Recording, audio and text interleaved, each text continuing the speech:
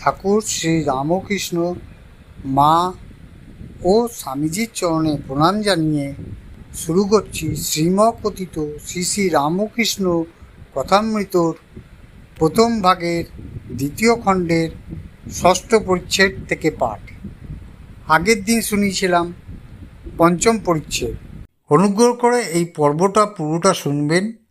যদি ভালো লাগে তাহলে লাইক করে আপনাদের বন্ধু বান্ধব এবং রামকৃষ্ণ অনুরাগীদের মধ্যে শেয়ার করে দেবেন। কমেন্টে মতামত অবশ্যই জানাবেন এবং এখনও যদি সাবস্ক্রাইব না করে থাকেন অবশ্যই সাবস্ক্রাইব করে দেবেন। ধন্যবাদ। ষষ্ঠ পরিচ্ছেদ। ব্রাহ্মদিগকে উপদেশ, খ্রিস্টধর্ম, ব্রাহ্ম সমাজ ও পাপবাদ। শ্রীরামকৃষ্ণ ব্রাহ্মভক্তদের প্রতি। মনেতেই বদ্ধ, মনেতেই মুক্ত।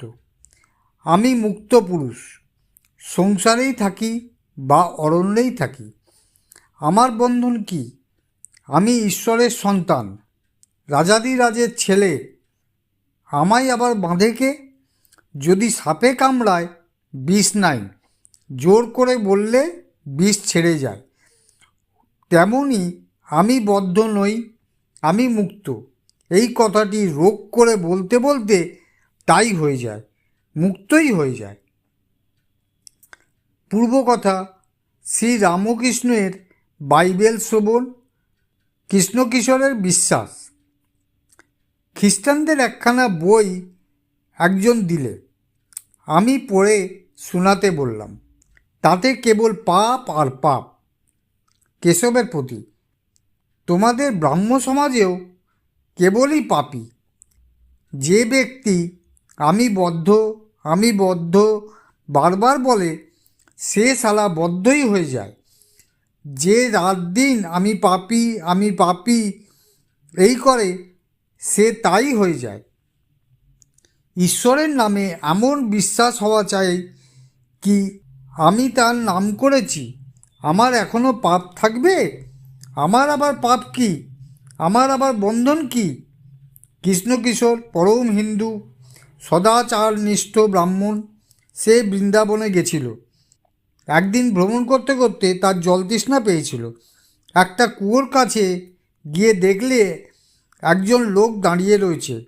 তাকে বললে, ওরে, তুই এক ঘটি জল আমায় দিতে পারিস? তুই কি জাত? সে বললে, ঠাকুর মহাশয়, আমি হীন জাত, মুচি। কৃষ্ণকিশোর বললে, তুই বল শিব, নে এখন জল তুলে দে। ভগবানের নাম করলে মানুষের দেহ মন সব শুদ্ধ হয়ে যায়।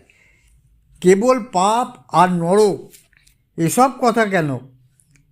একবার বলো যে অন্যায় কর্ম যা করেছি আর করব না, আর তার নামে বিশ্বাস করো।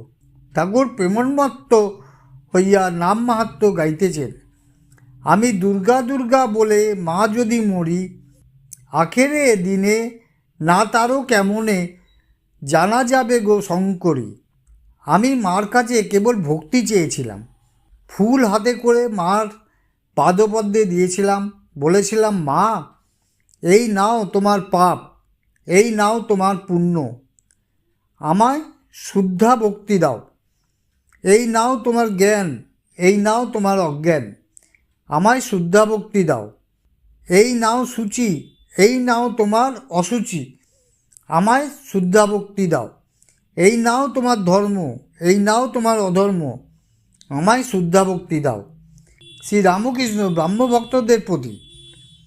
একটি রামপ্রসাদের গান শোনো। আয় মন বেড়াতে যাবি, কালী কল্পতরু মূলে রে, মন চারি ফল কুড়ায় পাবি। প্রবৃত্তি নিবৃত্তি যায়া তার নিবৃত্তিরে সঙ্গে লবি। ওরে বিবেক নামে তার ব্যাটারে তত্ত্ব কথা তাই শুধাবি। সূচি অসুচিরে লয়ে দিব্যি ঘরে কবে শুবি। যখন দুই সতীনে পীড়িত হবে, তখন শ্যামা মাকে পাবি। অহংকার অবিদ্যা তোর পিতা মাতায় তাড়িয়ে দিবি। যদি মোহগর্তে টেনে লয়, ধৈর্য খোঁটা ধরে রবি। ধর্মাধর্ম দুটো অজা তুচ্ছ খোঁটায় বেঁধে থুবি। যদি না মানে নিষেধ তবে জ্ঞান খড়গে বলি দিবি। প্রথম ভার্যার সন্তানেরে দূর হতে বুঝাইবি, যদি না মানে প্রবোধ জ্ঞান সিন্ধু মাঝে ডুবাইবি। প্রসাদ বলে এমন হলে কালের কাছে জবাব দিবি, তবে বাপু বাছা বাপের ঠাকুর মনের মতো মন হবি। সংসারে ঈশ্বর লাভ হবে না কেন? জনকের হয়েছিল। এ সংসার ধোকার টাটি, প্রসাদ বলেছিল। তার পাদপদ্মে ভক্তিলাভ করলে এ সংসার মজার কুটি। আমি খাই দাই আর মজা লুটি। জনক রাজা মহাতেজা, তার কিসের ছিল ত্রুটি? সে যে এদিক ওদিক দুদিক দেখে খেয়েছিল দুধের বাটি। সকলের হাস্য। ব্রাহ্ম সমাজ ও জনক রাজা। গৃহস্থের উপায় নির্জনে বাস ও বিবেক। কিন্তু ফস করে জনক রাজা হওয়া যায় না। জনক রাজা নির্জনে অনেক তপস্যা করেছিলেন। সংসারে থেকেও এক একবার নির্জনে বাস করতে হয়। সংসারের বাইরে একলা গিয়ে যদি ভগবানের জন্যে 3 দিনও কাঁদা যায় সেও ভালো। এমনকি অবসর পেয়ে একদিনও নির্জনে তার চিন্তা করা যায় সেও ভালো। লোক মাঘ ছেলের জন্যে 1 ঘটি কাঁদে, ঈশ্বরের জন্যে কে কাঁদছে বলো? নির্জনে থেকে মাঝে মাঝে ভগবানের জন্য সাধন করতে হয়। সংসারের ভিতর কর্মের মধ্যে থাকে। প্রথম অবস্থায় মন স্থির করতে অনেক ব্যাঘাত হয়। ফুটপাতের গাছ যখন চারা থাকে, বেড়া না দিলে ছাগল গরুতে খেয়ে ফেলে। প্রথম অবস্থায় বেড়া, গুড়ি হলে আর বেড়ার দরকার থাকে না। গুড়িতে হাতি বেঁধে দিলেও কিছু হয় না। রোগটি হচ্ছে বিকার। আবার যে ঘরে বিকারের রোগী সেই ঘরে জলের জ্বালা আর আচার তেঁতুল। যদি বিকারের রোগী আরাম করতে চাও, ঘর থেকে ঠাঁই নাড়া করতে হবে। সংসারী জীব বিকারের রোগী। বিষয় জলের জ্বালা, বিষয় ভোগ তৃষ্ণা, জল তৃষ্ণা। আচার তেঁতুল মনে করলেই মুখে জল সরে, কাছে আনতে হয় না। এইরূপ জিনিসও ঘরে রয়েছে। যোষিত সঙ্গ। তাই নির্জনের চিকিৎসা দরকার। বিবেক বৈরাগ্য লাভ করে সংসার করতে হয়। সংসার সমুদ্রে কাম ক্রোধাদি কুমির আছে। হলুদ গায়ে মেখে জলে নামলে কুমিরের ভয় থাকে না। বিবেক বৈরাগ্য হলুদ। সৎ বিচারের নাম বিবেক। ঈশ্বরই সৎ নিত্যবস্তু, আর সব অসৎ অনিত্য, দুদিনের জন্যে। এইটি বোধ। আর ঈশ্বরে অনুরাগ, তার উপর টান, ভালোবাসা। গোপীদের কৃষ্ণের প্রতি যেরূপ টান ছিল। একটা গান শোনো। আর উপায় ঈশ্বরে অনুরাগ, গোপীদের মতো টান বা স্নেহ। বংশী বাজিল ওই বিপিনে, আমায় তো না গেলে নয়।